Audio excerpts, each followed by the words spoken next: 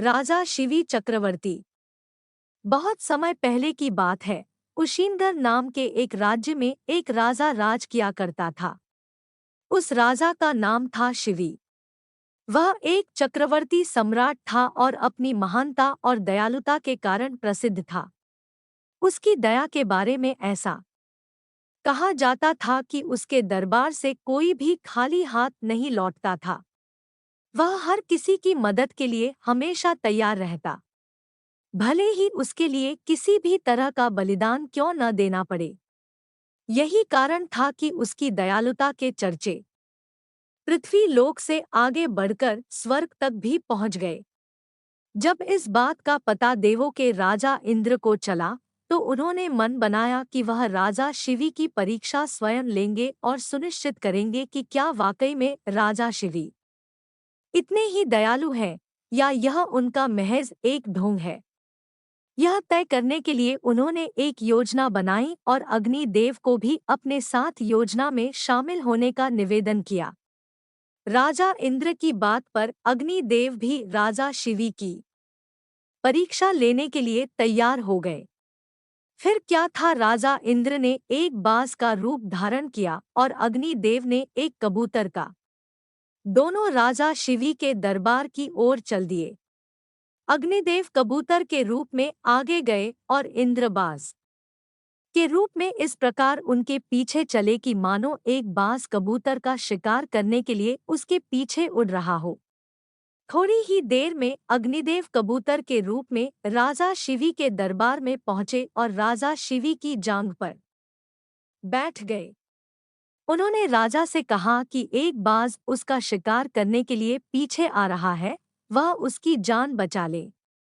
कबूतर की यह बात सुनकर राजा ने कहा, बिल्कुल भी चिंता न करो, मेरे होते हुए वह बाज तुम्हारा कुछ भी बिगाड़ नहीं पाएगा।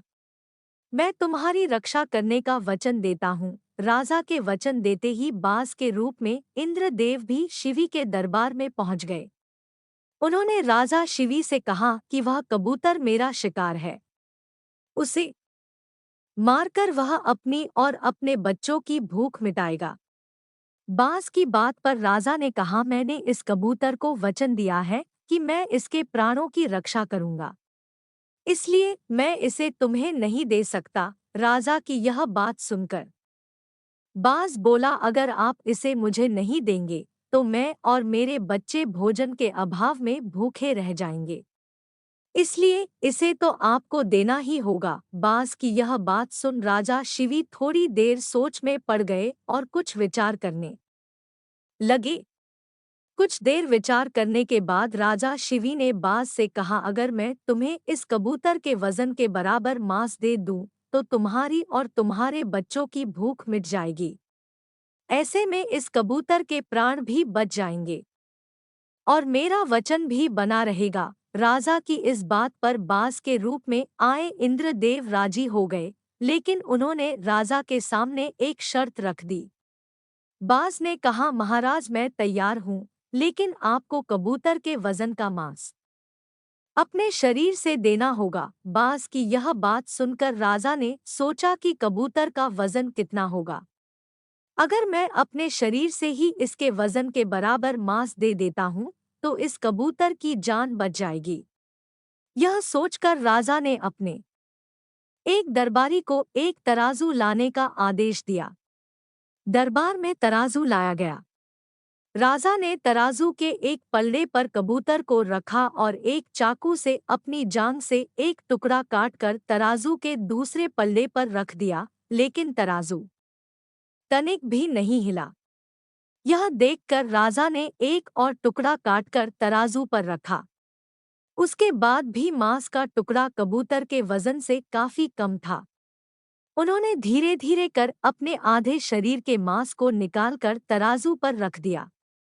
उसके बाद भी मांस का वजन कबूतर के वजन से कम ही रहा। यह देखकर राजा शिवी बहुत निराश हुए। उन्होंने निश्चय किया कि अब कुछ भी हो जाए, वह अपने वचन का मान रखते हुए कबूतर को बचाएंगे। यह सोचकर वह खुद ही तराजू के पल्ले पर बैठ गए और तराजू पर कबूतर का पल्ला ऊपर आ गया। राजा ने बाज से कहा, तुम मेरे पूरे शरीर का मांस ले लो और कबूतर को छोड़ दो। यह सुनकर इंद्रदेव को राजा पर दया आ गई। इंद्र और अग्निदेव अपने असली रूप में आए और कहा, राजा शिवी, हम आपकी परीक्षा लेने आए थे और आप इस परीक्षा में सफल रहे। आप वाकई में बहुत ही दयालु और परोपकारी हैं। इस पृथ्वी पर आपकी बराबरी दूसरा और कोई नहीं कर सकता। इतना कहते हुए दोनों देव वहां से गायब हो गए।